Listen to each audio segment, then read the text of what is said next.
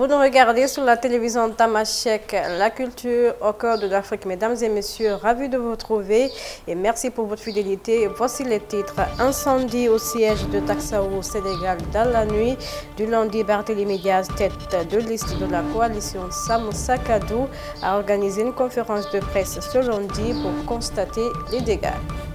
Abdoulaye Sylla, tête de liste de la coalition Andé Sall Sénégal, a démarré sa campagne électorale ce dimanche dans le Baol. Lors de son meeting, il s'attaque au duo Diomaye Sonko. Selon lui, les Sénégalais en ont marre de ce gouvernement incompétent. C'était tout pour les sommaires. Bienvenue à tous.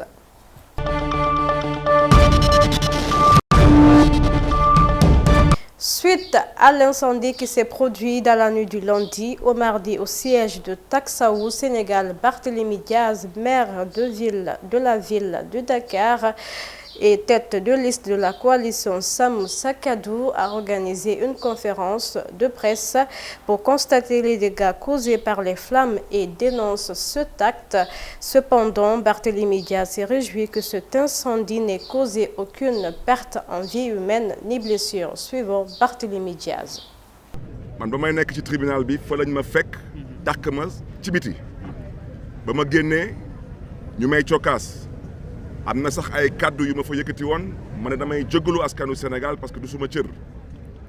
wante waxoon naa ko dugg naa suma oto ñeenti waxtu toog suma oto Thierno Bocoum ak Pape Djibril Fall mën nañ ma seede toog nañ fa ñeenti waxtu xale yi nekk foofu di ruube ak di cokkaas ñu ne pat ba ñu ñëwee nag nañu Bougane Gueye Dany dañ ko mandat de dépôt dañu noo def point de presse bañ fa génnee pour def point de presse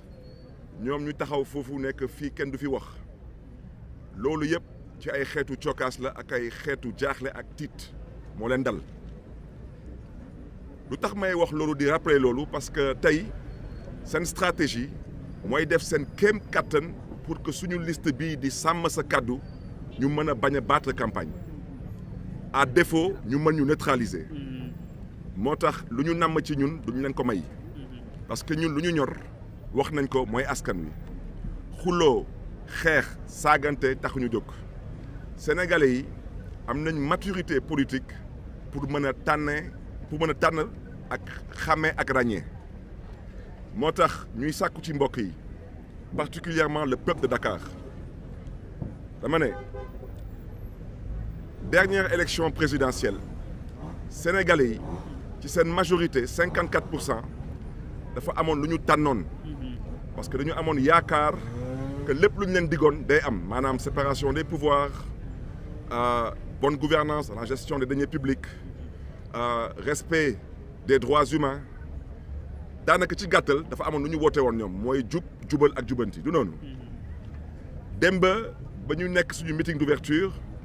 yéen ñëpp gis ngeen ci internet ay nit ñëw ba suma buntu kër yàq foofu ay tableau yàq fa ay oto taxaw suma buntu kër di fa wootee fitna maa ngi jégalu nag ci kàddu yi. À la suite des déclarations controversées d'Abass Fall, tête de liste du parti PASTEF à Dakar, qui aurait incité ses militants à la violence lors d'un point de presse tenu ce lundi, Barthélémy Diaz a publiquement interpellé les ministres de la Justice et de l'Intérieur qu'il considère comme des figures neutres devant garantir l'impartialité de l'État. Par ailleurs, le maire de Dakar exige qu'Abass Fall soit poursuivi par ses propos. na wax ci tamit leeraat mooy fii le pouvoir il n'est pas éternel ñoom dafa am ku ñu remplacer du noonu ala kulli aal bés ci bés yi tamit dina am ku leen di remplacer ils ont intérêt à traiter ce dossier parce que suñ ko traité wut ceux qui vont les remplacer traiteront ce dossier avec tout le sérieux qu'il faut on ne peut pas accepter que ci benn dëkk ay criminels di wone seen bopp di yëkkati ay baat duñ leen topp duñ leen convoqué duñ leen arrêté ñu foog ni nag loolu moom day wëy mënul wëy moo tax ñu ngi interpellé le ministre de la justice et le ministre de l'intérieur waa ji su fanaanee këram tey ci guddi ne ko ñëpp déggee noonu mooy Sénégal amul séparation des pouvoirs kon nag boo boobaa sénégalais yu fi voté woon ndax yaakaar ndax séparation des pouvoirs wax dëgg yàlla nag pesum kanam borom ak fajal boppam yéen a nar a am seen fulla ak seen fayda le 17 novembre ngeen sanctionné leen dans les urnes pour ñu xam ne ni que askanu Sénégal du ñu askanu mala bañ leen di fal dañ leen faloon ngir yéene ak yaakaar faluñu leen pour que Sénégal continue di nekk une dictature rampante pour ne pas dire une dictature debout mbokk yi ginnaaw suba mooy le 30 dañu fas yéene dem Tambacounda xuloo yóbbuwuñu fa xeex yóbbuwuñu fa cokaas yóbbuwuñu fa dañ fa fas yéene dem jàppale suñu xarit suñu rakk Bougane Gueye Dany qui est otage du régime actuel ci yoon bi nag ma bëgg a wax ji leer te may invité la presse nga di ñu topp dinañ ñu cokaas dinañ def lu nekk gis ngeen sax ay responsable ñu bokk ci ñoom ne ñoom ñu ngi jiitu Tambacounda pour xaar ñu Tambacounda moo tax tey ñu bëgg a insister ci xeetu injustice yooyu di sàkku nag ci askanu Sénégal nañu ubbi seen ay bët te ñu xool est-ce que duñu doon xeex ndax Sénégal mën a doon démocratie est-ce que Sénégal la ngi ci yoon pour doon démocratie wala est-ce que Sénégal la ngi ci yoon pour doon benn dictature rampante foofu nag lañ leen di xaaree dama ne démocratie lu la metti da nga koy faj ci kees yi ñun loolu la ñu gëm ñoom nag amaana am na leneen lu ñu gëm. Parlons à présent de la campagne électorale pour les législatives prévue pour le 17 novembre prochain. Abdoulaye Sylla a démarré ce dimanche sa campagne dans le Baol où il a été reçu à Touba par le khalife général des Mourides. À cet effet, la tête de liste de la coalition And Besal Sénégal a fait un meeting. Lors de son discours, il a déclaré que le nouveau gouvernement n'a rien fait à Touba ni à Mbacké. ñoom lay àndal ba fépp fu ñu jëm yàlla defal ñu fa ndam ñu gis nag ci fan yii ba particulièrement dëmb ay fitna jógaat ay fitna yoo xam ne ñi ko yee mooy kujje gi ak ñi nekk ci nguur gi te loolu nekkoon li mu leen waxoon dëmb ak barkaati dëmb que ne ñoom fitna lañ xam coow lañ xam xuloo lañ xam xeex lañ xam liggéey taxu leen a jóg. ma leen di ñaan ñoom ñooñu ñu ne dal ñu teey te xam ne ay élection ci dal lañ koy organiser ñu dal fexe ba élection yi am le 17 novembre ci jàmm ku gagné te ñu ñaan jour boobu yàlla sunu borom defal ñu ñun ñi une majorité écrasante à l'Assemblée nationale. mais nit dafa war a laaj lu ko dëkkam defal man. njaareem gii laa soqee ko njaareem laa juddoo moo tax may laaj di wax ne man mii juddoo fii yaroo fii màggee fii ba doon li ma doon tey sama yéene mooy jox njaareem lim ma lebal delloo njaareem lim ma defal te loolu bu ma koy def ci doomu Njurbel laa ko war a defee doomu njaareem laa ko war a defee ñu fas yéene buñ ñu joxee majorité à l'Assemblée nationale li ñu yàlla suturaal li ñu yàlla may rek mu nañ cee mën a dimbale waa njaareem soxla wu ñu xaalisu nguur pour dimbale waa njaareem benn jafe-jafe rek moo ci nekk mooy fii soo jógee yor sa alal bëgg a dimbale sa askan ñi nekk ci nguur gi boo leen neexul dañ lay teg fitna di la teg ay jafe-jafe sunu ànd mooy liggéey produire de la richesse bokk kook sunu askan loolu mooy sunu ànd loolu la ñu xam ñuy ñaan yàlla bu ñu yàlla joxee ndam le 17 novembre 2024 ñu dem assemblée nationale toogal fa askan wi mais aussi dellu fu ñu jógee Diourbel li ñu yàlla wërsëgalee ñu bokk ko ak ñoom assainissement yi route yu mbënd mi ñu ñëw liggéey ko ak yéen. Toujours dans le cadre de la campagne électorale, l'ancien Premier ministre Amadou Ba s'est rendu à Soumbédioune où il a rencontré ses militants et sympathisants suivant Amadou Ba.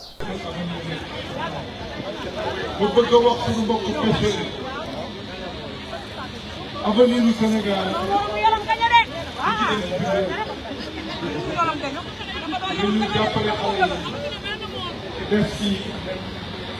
ndax programme yi nga xam ne doon na xam nañu ñu bëri ci ñun dañuy tuumoon ci biir réew mi mën nañu ko mën a mën nañ ko doyal te duñ si boole xuloo duñ si boole xeex ndax liggéey réew mi moom jarul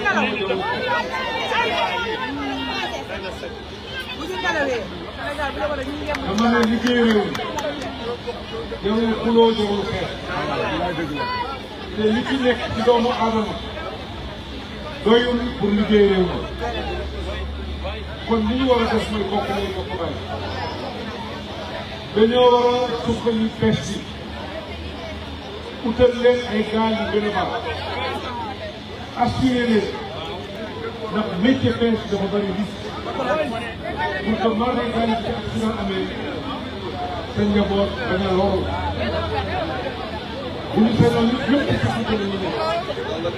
waaye liggéey bu nekk da am risque yi dem ñu bëgg a wax aussi suñu mbokk mareyeur war nañoo fexe ba jën yi li ëpp ci jën yi ñu koy jaayee Sénégal di ko dundee fii parce que marché Soumbédioune marché la boo xamante ni lu bare ci koom-koom ci la jógee fii ñooñu dinañ la utal bourse de financement bi nga ko waxee secteur u pêche mënoo defar réew mi te ñu gën a la moom c'est pas possible ndax boo jëlee Sénégal ñi ci gën a bari ci ñun ñu ngi ci wàllu koom-koom tayee nii bu tayee nii weesoo ñii ñëpp ci ñoom ci dox bu weesoo ñii nekk ci secteur pêche loolu kon boo amee secteur boo xamante ni bokk na ci secteur bi ëpp doole da ngay wax programme wax plan de la secteur boobu donc li ma doon wax. Dans la sous-région en Guinée, ce lundi, la Guinée a abrité l'organisation de la 13e édition du Forum international des femmes entreprenantes et dynamiques au Palais du peuple de Conakry. Cet événement annuel qui a pour thème le rôle des femmes dans la transformation de l'économie guinéenne a rassemblé des femmes leaders. Il vise à promouvoir l'autonomisation et la valorisation de l'entrepreneuriat féminin en Afrique. La 13e édition a été arrachée sévèrement. Il y a eu Madame Fatoumata Doumbouya. Je demande d'applaudir. Madame la chef de la ministre Charlotte Daffé. Et la coordonnatrice générale, Madame Traoré Fatoumata, que je demande d'ovationner.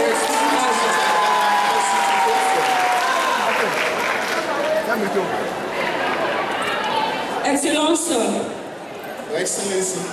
Monsieur le Premier ministre, le FIEC est une plateforme multidimensionnelle au secteur de l'autonomisation de la femme et au développement de l'Afrique. C'est une machine incontournable qui accompagne la politique du gouvernement en matière de la promotion de l'entrepreneuriat des femmes vivant en milieu rural et urbain. C'est une plateforme d'opportunités d'affaires dans tous les secteurs. Je profite dans cette occasion pour saluer Madame le maire, la zone de Nice, Madame Mathieu, et saluer la représentante pays de la princesse du Koweït et la coopération, Madame Nadia Abbès, Arabe et Afrique. Madame Nadia of Arab and Africa. Excellence, le fait est composé de capitaines d'industrie, des chefs d'entreprise, des industriels, des présidentes de fondations, des présidentes d'ONG, des femmes agricultrices, experts, de grandes et de petites commerçantes qui œuvrent chaque jour sans relâche pour le développement de leur pays. Nous sommes un réseau de femmes fortes battantes, des championnes nationales et internationales, qui ont compris très tôt la nécessité de se mettre ensemble to put them sans all together jalousie, without enviness, sans concurrence, without challenges, prendre leur place de choix take their seats of dans themselves l'économie de notre in the chère Afrique. economy of our dear nation. Chaque année, Every year, nous nous réunissions dans un pays we unite together in a country à la demande du gouvernement at the demand of the pour government apporter à notre contribution à travers des solutions concrètes aux problématiques socio-économiques, notamment liées à la femme. to bring to the understanding and togetherness of the development of the nations for the benefit of the women. Comme je disais, Au Mali, le président de la transition, le général d'armée Assimi Goïta, a accordé ce lundi une audience à l'amicale des anciens militants et sympathisants de l'Union nationale des élèves et étudiants du Mali. Cette rencontre tenue en présence du ministre de l'Enseignement supérieur et de la Recherche scientifique a permis d'aborder les enjeux liés à l'escadron, à l'éducation, à la planification du milieu scolaire et à la stabilité du pays. Au Tchad, les djihadistes du Boko Haram ont mené une attaque dans la région à la frontière du Nigeria et tué une quarantaine de militaires tchadiens, suscitant une contre-offensive des forces N'Djamena. Le président Mahamat Idriss Déby Itno s'est rendu sur place et a donné le coup d'envoi de l'opération Hashkarit pour poursuivre et traquer les assaillants. Actualité internationale, l'Iran cherche à fabriquer des bombes nucléaires pour détruire Israël et pourrait ensuite menacer le monde entier, a affirmé le Premier ministre israélien Benjamin Netanyahu. Par ailleurs, il a souligné ce lundi qu'il souhaiterait poursuivre les efforts de normalisation diplomatique avec les pays du Moyen-Orient. Sport pour finir ce journal, le milieu du terrain de Manchester City et de l'Espagne Rodri a remporté le Ballon d'Or 2024 devant l'attaquant brésilien de Real Madrid Vinicius, dont le club a boycotté la cérémonie ce lundi soir à Paris. C'est avec ce mot de sport que nous fermons ce journal. Merci à tous de l'avoir suivi sur la télévision Tamashek, la culture au cœur de l'Afrique. Prenez soin de vous et bonne suite de programme à notre compagnie.